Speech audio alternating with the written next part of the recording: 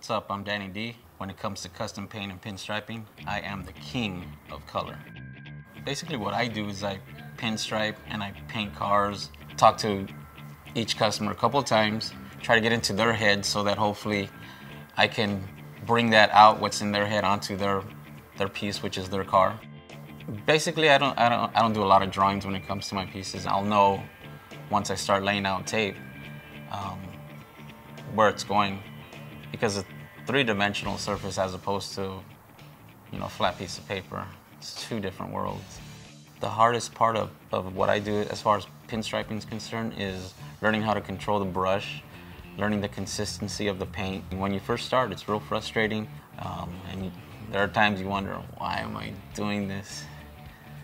And then when it's done and you see it and you see that smile on that customer's face, and you go, that's why. It's not about the money, it's about the love of what you do.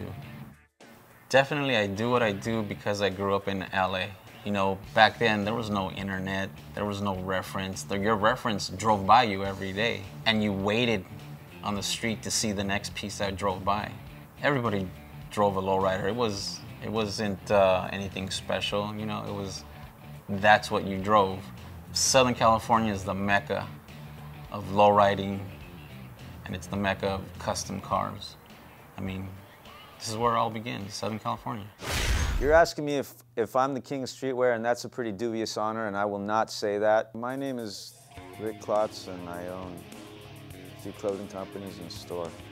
King of Fresh Jive? Well, I don't know. I run it. Perhaps I'm the king of pranks. Fresh Jive's my oldest label. It's a streetwear label I started in 1989.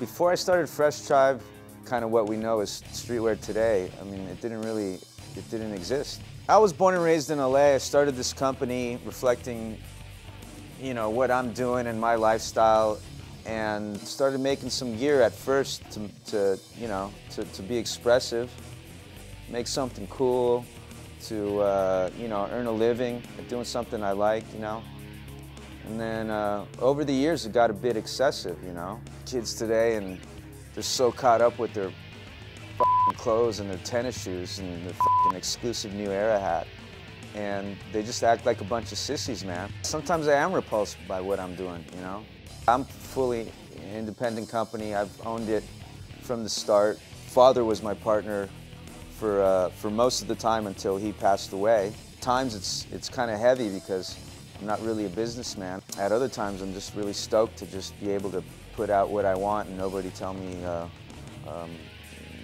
to not put it out, So there's a bit of freedom in it as well. I got good advice for anybody that wants to start a clothing label or a streetwear label. It's a fucking business. If you're an artist starting a company, trying to make it happen, it's a fucking business. Nobody gives a shit about your statement unless it sells. I'm Zulu. I'm the owner and artist at Zulu Tattoo in Los Angeles, California. I am definitely the king of tattoos. I started Zulu Tattoo about 20 years ago after being a graphic designer. That just wasn't cutting it, wasn't feeding my soul. I wanted to do something more intense. I think what makes me different is, at the risk of sounding conceited, class. It's a chilled environment, it's really groovy, really hip, really cool, and slick, and we really care about what we do. And we don't have that attitude. Screw that. Guys just want to come in and get some good art and have a good time, and that's what we do. Now, when I give the client a drawing to show them what they're going to get, it's just a basic layout. The magic happens during the tattoo. All the color, the depth, shading, all that happens. That's a trust thing. That's when I interpret, what they're looking for. My right hand has the Hebrew chai, which is life. Now when I tattoo you, I have to put the needle in with this hand and hold your body or stretch the skin with this hand. This hand has the Egyptian Eye of Ra, which is protection. So this gives life to make sure that nothing bad for me goes into you, but this protects me from any of your negative energy, so it just keeps the cycle groovy. The biggest challenge is when someone comes to me and they want to get tattooed and they have no idea what they want. That's a challenge. Then I have to put on the psychiatrist hat and go inside their head and see what they're looking for and pull it out and stick it on them.